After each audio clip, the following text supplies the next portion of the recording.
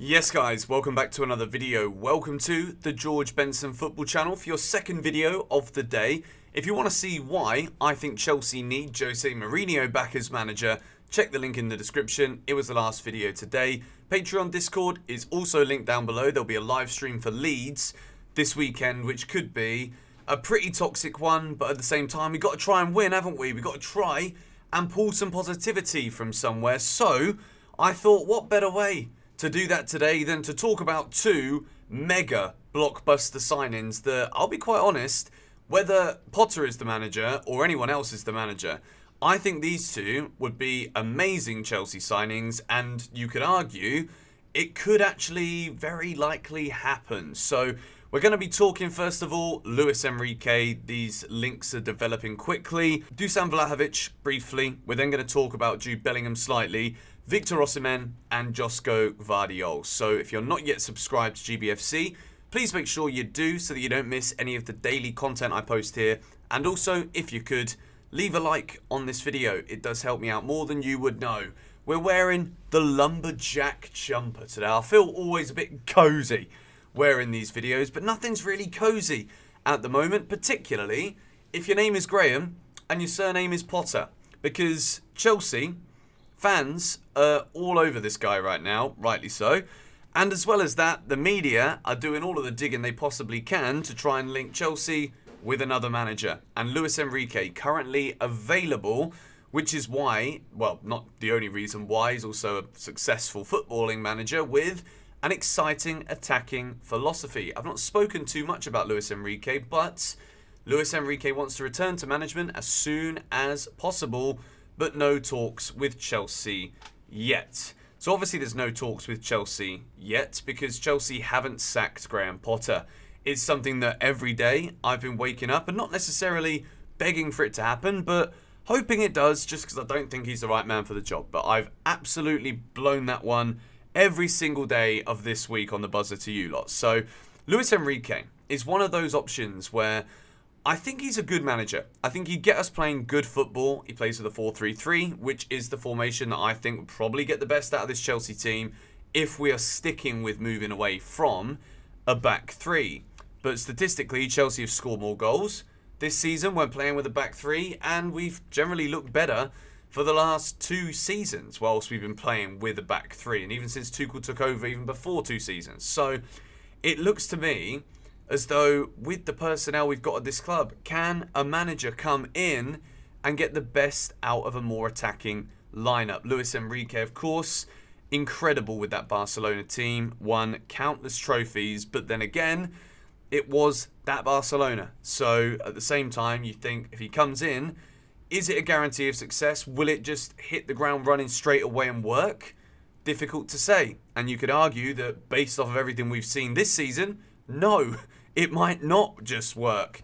But at the same time, Chelsea linked with countless managers right now because of the pressure that Graham Potter is over. As for the club's stance on Potter, nothing is changing. But every single day we are hearing that the pressure is ramping up, not just from the outside, but internally too.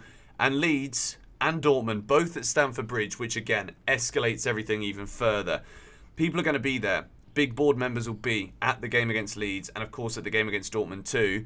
And if they don't like what they're hearing, they don't like what they're seeing, and we're knocked out of the Champions League, I just don't see how Potter can survive. Enrique out of a job, I think it's the most likely. If I'm honest, I've made the video, the tier list. I made the video earlier today talking about why I want Mourinho. But Luis Enrique, I could get excited about it. That's where I'm at with this at the moment. Story number 2 of this Chelsea news video. Why are you not subscribed yet? It's not story number 2, but I'm just curious. Nearly more than the more people who watch these videos are not subscribed than subscribed. So you might as well just click the button. Dusan Vlahovic is reportedly shortlisted for Chelsea for a summer move. This is the only news we've got at the moment. We have heard rumours about Vlahovic to Chelsea in the past.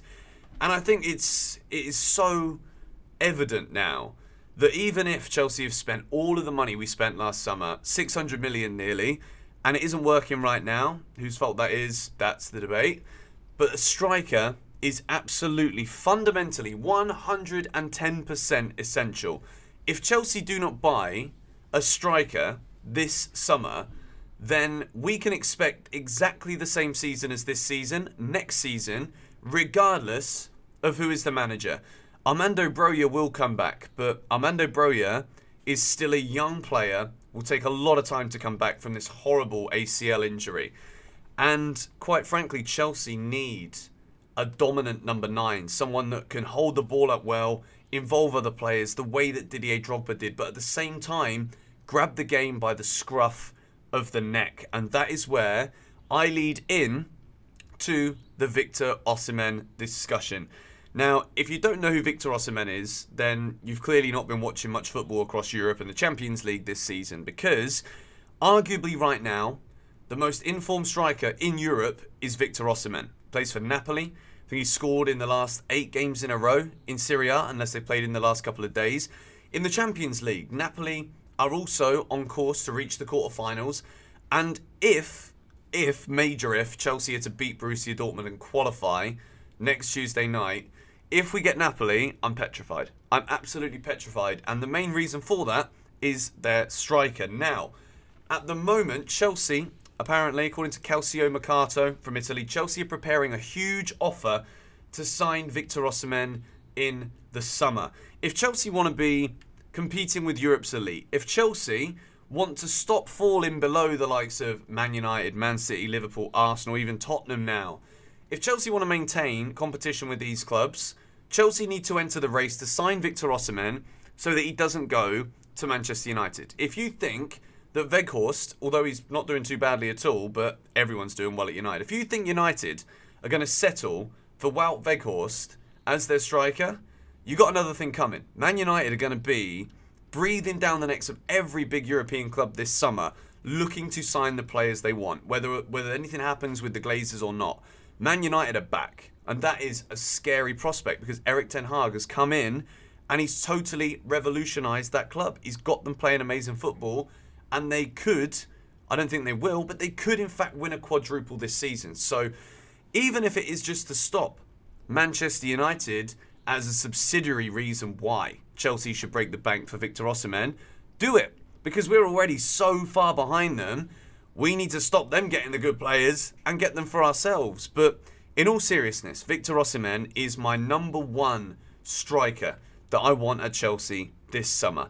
I spoke about Benzema as a free agent. You've got Ivan Toney, who's just breached a hell of a load of gambling rules in the UK, so that's going to see him out for the majority of the rest of this season at Brentford. There's also the Thomas Frank to Brentford, from Brentford to Chelsea rumours as well. Could that be a double whammy? Who knows?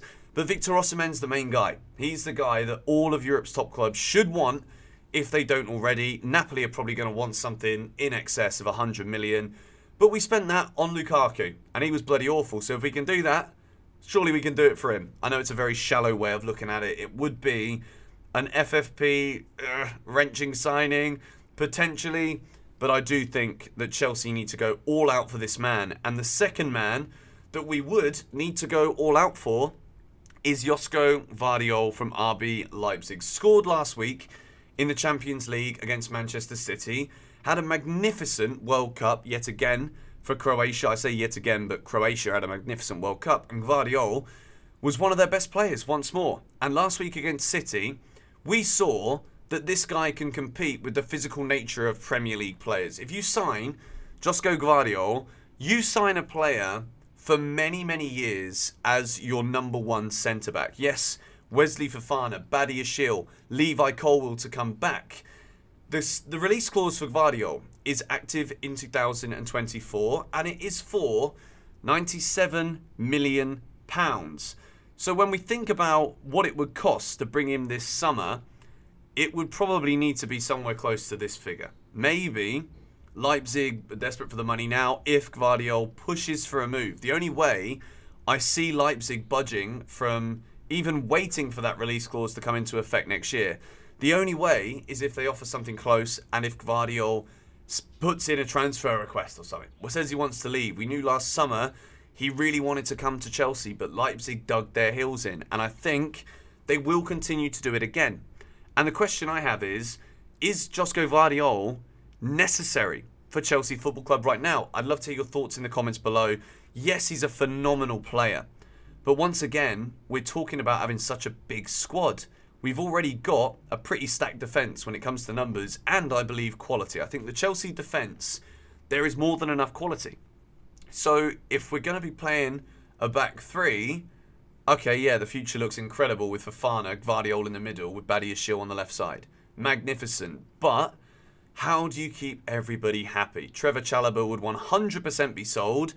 And where does the pathway into the first team for Levi Colwill come? And I could see, if Chelsea were to go for Gvardiol, we would lose Levi Colwill this summer, I'm sure of it, for a ridiculously cheap fee. So Victor Osimhen, I'm absolutely gassed on the fact that Chelsea are apparently interested in signing the player.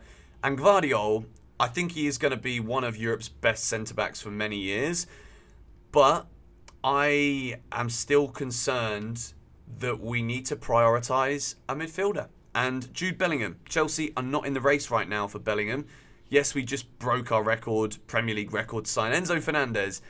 And we do need another defensive midfielder. If we're going to sell Mateo Kovacic to a Manchester City, N'Golo Kante's about to sign a new deal. But Chelsea aren't in the race for Bellingham right now. And I think it would probably be a stupid time to involve ourselves when there's so much commotion around Chelsea, around the size of this squad. With the approach for Bellingham, there's obviously going to be so many big clubs going for him. I think Chelsea need to sort out a little bit of what's going on internally at the club right now before we start engaging with Bellingham. Because Bellingham's in the luxury position where he knows that there's going to be virtually every big club in Europe trying to sign him this summer from the Premier League, probably Real Madrid as well, probably even Paris Saint-Germain too. And at the moment, you take one look at Chelsea once all of these little talks are coming in, and we are by far the most unattractive proposition for Bellingham right now. So a late move, get things sorted out a little bit, actually show Bellingham that what you're going to be saying in this little pitch to sign him is actually semi-tangible. Chelsea have got so many things to sort out right now, and hopefully we can get a bit excited by OSIMHEN and GVARDIOL links in this video, because there's been nothing really to shout about recently, but you guys have been amazing with the support on the channel. So I want to say a big thank you to you. Tomorrow is Friday. There will be another news video and my Leeds preview. And I might even do a stream tomorrow night. Who knows? We'll see. We'll check in. But yeah, come on you Blues.